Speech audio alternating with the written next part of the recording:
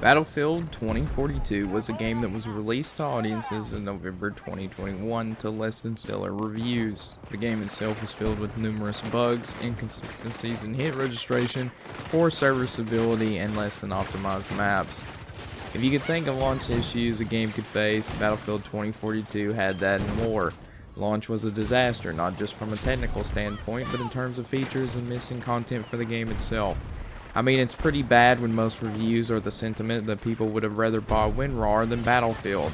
I do genuinely feel bad for the people who pre-ordered this game, but hopefully they have learned a lesson of never pre-ordering anything, regardless of how good the game company could be.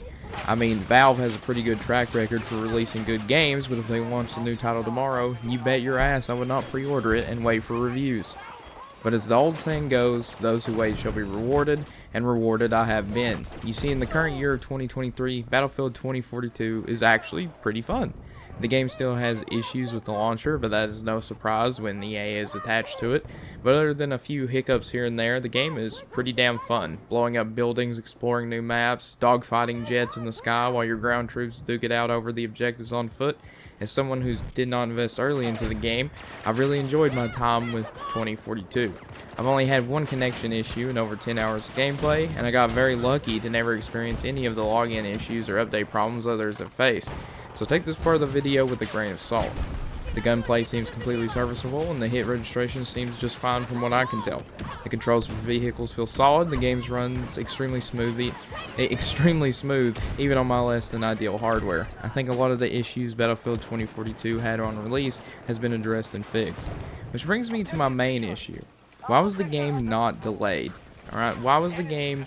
They were aware of these problems, and the game was not delayed. If the game had just another year in the oven, it would have came out of the gate swinging and broke records for the series for sure. I think this is not just an issue with Battlefield, but all publishers in the video game industry.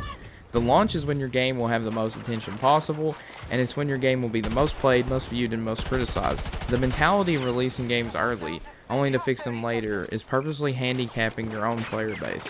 Had Battlefield 2042 been more smooth on launch, the player count could have been way higher than it currently is.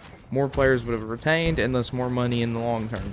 I think companies are far too hell-bent on short-term profits and not the longevity of the games and their reputation, and that this problem is only going to get worse as time continues. I think the current landscape for gaming is pretty sad.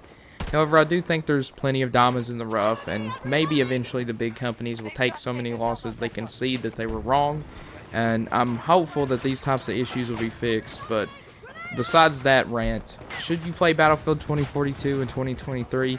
Absolutely. I picked the game up for $9.99 USD on Steam, and for that price, it's an absolute steal. I know for sure I will get my money out of it.